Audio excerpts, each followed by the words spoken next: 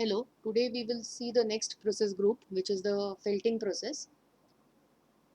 And felting is a process that is normally used for wool fibers, because wool fibers have a property of having scales on its surface, and this is how the scales look.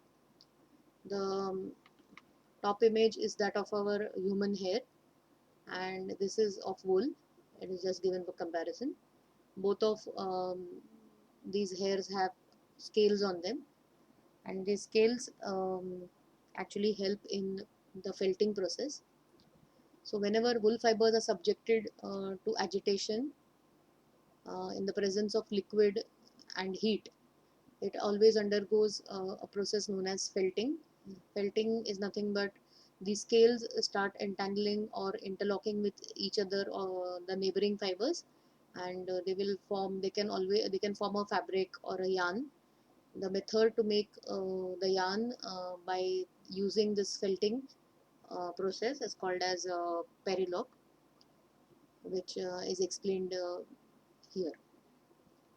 So now the wool fiber assemblies are consolidated in the form of a yarn, and the liquid medium would also act as a lubricant, because of the scales on the wool that are present. There's a lot of friction created between the neighboring fibers.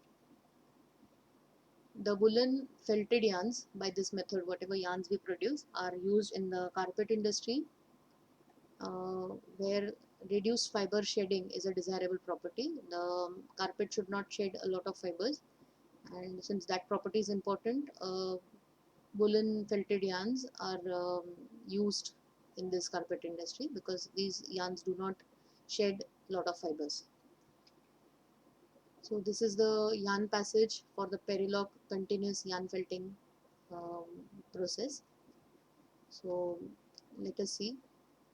The sliver or the roving is fed without tension into the flexible tube. This is the tube through which also this felting medium, which is hot water, is made to enter. So both yarn, the roving or the sliver is fed along with the hot water medium, liquid medium, which is a condition for felting. So the only thing that we need to do is now apply some kind of agitation here, so that the woolen fibers that are there in the roving will entangle with each other and give us the desired yarn. So this tube that is there, it's a flexible tubing, and the tube is mechanically agitated by a set of rollers. These are the rollers which are fixed on a rotating circular plate. The plate is say rotating in this direction. This is the axis, and on this these rollers are fixed, and these are also rotating at on this fixed axis here, and this will this is helps the to enhance the mechanical treatment that we are giving to the tube that is rotating on this plate. And as it comes out, because of the agitation and the liquid medium, that is water, as well as the temperature, uh, the felting takes place and we get a yarn, which has to be now passed through a dryer. So this is the actual photo of the machine. Here what you can see, A is the felting tubes, and this there is a trough sort of a thing where there is a liquid medium, and here there is a false twister again used for compaction, and this is the sliver that we feed. Sliver, it goes through the false twister for compaction, then it will be passed through the liquid medium, and then it will go through the um, tubes and be agitated like this, and you get an output yarn which would be directly wound onto cheese. So this is a very small and simple process, but this is another alternative method of spinning yarns. So but this is applicable for woolen fibers, or the ones that are able to felt, the fibers that can felt, and the commercial name is perilock.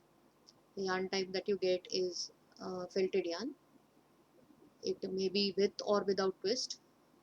Um, like we use a false twister, so the yarn that we produce would be a twistless yarn. but you can have felted yarn, and then maybe you insert some amount of twist also. So both types of yarns can be made. And yarn strength is here is majority the yarn strength is imparted by due to felting and not twisting.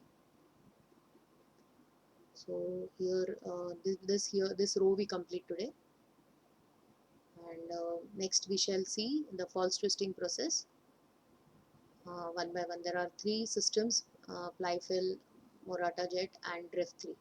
All the three we will see in the coming lectures.